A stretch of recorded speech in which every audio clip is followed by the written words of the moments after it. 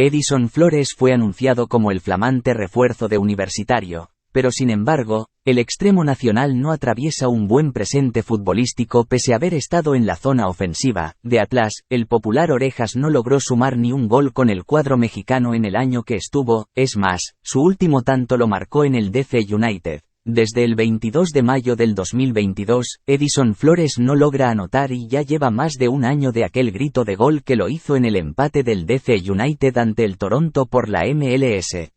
No solo a nivel de clubes, Edison Flores tiene la capacidad goleadora baja. A nivel selección pasa por lo mismo. Sus dos últimos goles fueron en enero y febrero del 2022 cuando le anotó a Ecuador y Colombia por las eliminatorias al Mundial de Qatar.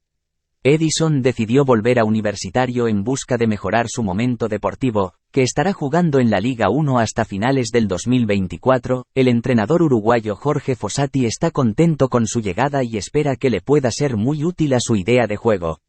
Universitario está obligado a ganar el torneo Clausura si desea meterse en la pelea por un lugar en los playoffs por el título nacional, un trofeo que no ganan desde el 2013. Con el fichaje de Edison Flores se completó el plantel de la U para esta temporada. El semestre que se viene será durísimo y si consiguen acceder a la siguiente etapa de la Copa Sudamericana, deberán definir su destino en la última fecha frente a Gimnasia y Esgrima de La Plata, y tendrán que pelear en dos frentes. El Orejas por ahora no podrá ser parte de dicho certamen continental ya que no fue inscrito, pero sí podría hacerlo en caso los cremas clasifiquen. Por otra parte, la selección peruana suma hoy su cuarto día de entrenamiento, y se confirmó que Gianluca Lapadula recién se integrará a la blanquirroja de cara al choque con Japón.